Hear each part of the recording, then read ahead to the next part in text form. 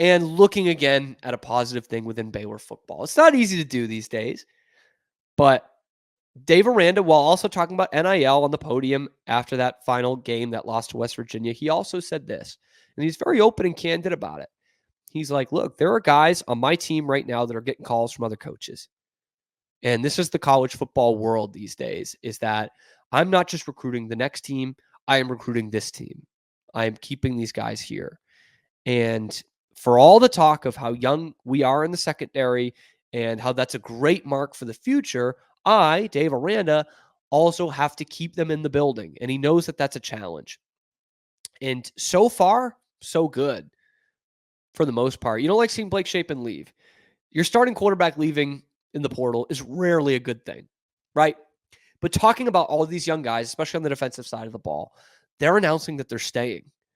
Obviously, Caden Jenkins did that before the TCU game. But now Carl Williams has announced that. Devontae Tazzino has announced that. Dawson Pendergrass on the offensive side of the ball has announced that. So two guys who were honorable mention for freshman of the year, offense and defense, Caden Jenkins and Dawson Pendergrass, not in that order, and their teammates have committed to staying. And they've tagged G2G, which is the Baylor NIL fund, in all of those tweets. So it seems a little silly, but I'm going to say that's a good thing because that means more money is going to be coming in. And I can't be the guy who sits here and says that there's going to be a mass exodus, which I still think there will be. And I think with this now, it's quantity of players leaving over quality of players. Because talking about a great foundation and freshmen that are out there is all well and good, but when you're on a 3-9 team, that's also in the Power 5, so you know you're a Power 5 talent already. But when you're a 3-9 team in the transfer portal era, that is no guarantee at all you're going to keep these guys. But so far in a week, he's gotten at least 4 recommitments to the program of 4 guys who, if not starters, were absolutely contributors to this team. Even Tazzino and Pendergrass, who didn't start the year that way. So that's big. You take the wins where you can get them, and these are wins by the Baylor coaching staff. Now, that doesn't mean that these guys will be starting in the Big 12 championship game for you in 3 years, because you still need to start winning. And there's time for them to go in the transfer portal, by the way, in this cycle, but you need to start winning this year again. And it's a tall task. For as talented as those guys are, they're still pretty young. And the outlook on this team for next year, right now, again, on December 1st, doesn't look all that great. But I think they're going to hit the portal hard, like I talked about earlier in the show, with Spavital on offense and keeping those guys and having some experience under their belt on the defensive side. That's big. I mean, I talked about it before. Caden Jenkins and Dawson Pendergrass, to be honest with you, those guys are foundational players on either side of the ball. I mean, Dawson Pendergrass is a guy who could be an every down back who can also be a threat in the passing game and will develop even more as a blocker. That is as good as it gets at this level.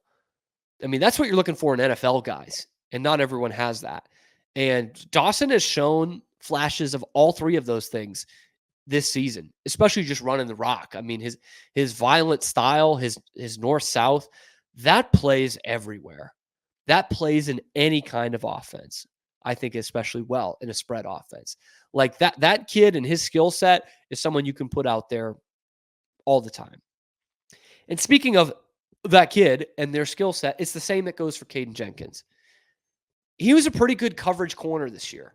And that's something that takes a while. Every step you go up in football, specifically going from high school to college to the NFL, that does not happen overnight. The talent is just so much better across from you, whichever level you go up. And I think this kid is going to be able to cover and be a ball hawk.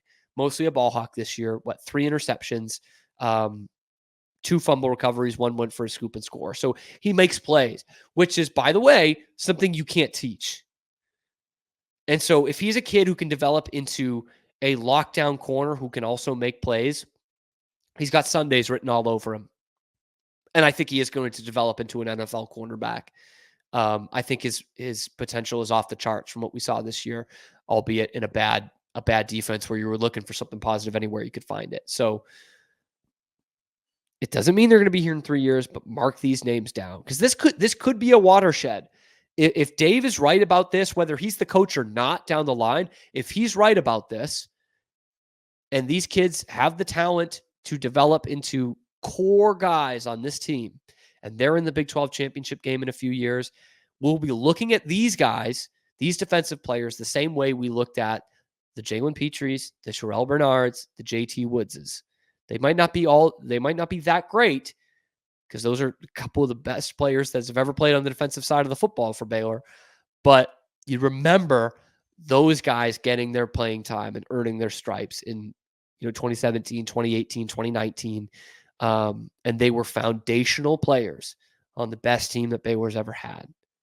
So kudos. I've got to give the kudos so far to Dave and to his staff. There's uncertainty there. There's a new OC coming in. And guys are getting shifted around. Sean Bell's got a new job within the staff. So with uncertainty, to show stability is damn important for this team going forward and damn important for this head coach. And right now he's knocking it out of the park. So I gotta give the kudos where it's due. Anyway, do you agree with me? Do you think these guys are going to stick around and be part of a Big 12 championship team? Let me know down in the comments. Let me know what you think about Jake Spavital. Let me know what you think about NIL. Be sure to like and subscribe and leave a comment. All comments are super helpful because we are the only place that's giving you Baylor athletics, not coming straight from the university, every day, 5 days a week. And in weeks like this, it gets even crazier. So be sure to like and subscribe. Leave that comment. Follow us on Twitter, where we put out all our content and even some funny tweets sometimes. Rarely, but sometimes. We'll be back tomorrow with more football. Tomorrow is Saturday. We won't be back tomorrow. We'll be back on Monday with more football talk, look at the transfer portal a little bit, and then get into some basketball because they get some big games coming up. Thank you for tuning in, and this is Locked On Baylor.